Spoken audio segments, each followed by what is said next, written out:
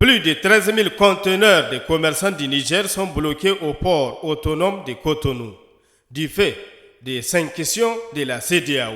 Il y a 2 jours de cela, le port autonome de Cotonou lève les mesures d'interdiction des importations de marchandises à destination du Niger à travers un communiqué de son directeur général. Une situation suivie de près par le syndicat de commerçants importateurs, exportateurs, grossistes du Niger. Par rapport à cette lettre-là de reprise des activités au niveau du port de Cotonou, cette lettre-là est insensée. Elle est insensée parce que c'est eux-mêmes d'abord qui ont fait sortir une première lettre pour dire que toutes les importations et exportations en direction du Niger sont suspendues. Et par la suite, ils font sortir encore une autre lettre pour dire que les activités peuvent reprendre.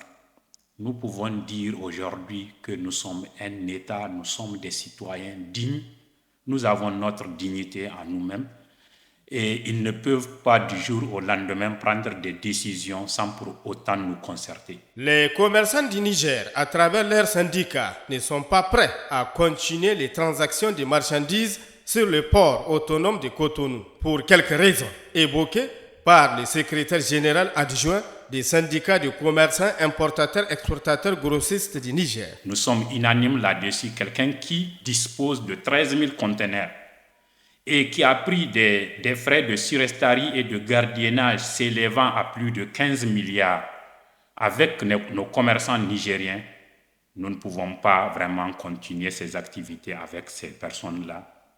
Il faudrait d'abord qu'ils nous remettent dans nos droits, restituer nos 13 000 conteneurs sans paiement de surestarie et de gardiennage, mais aussi restituer tout ce que les commerçants nigériens ont perdu dans ce blocage-là qu'eux-mêmes ont engendré. Parce que ce n'est pas les Nigériens qui ont demandé la fermeture des activités commerciales entre le pays, entre le Bénin et le Niger, mais c'est plutôt eux qui l'ont demandé et aujourd'hui c'est à leur risque et péril parce qu'ils sont en train de voir les conséquences de ce qu'eux-mêmes ont cherché. L'air et aux autorités du Niger ainsi que les commerçants de chercher une solution définitive pour assurer un lendemain meilleur aux commerçants du Niger ainsi qu'au peuple nigérien qui sont les principaux consommateurs de ces marchandises.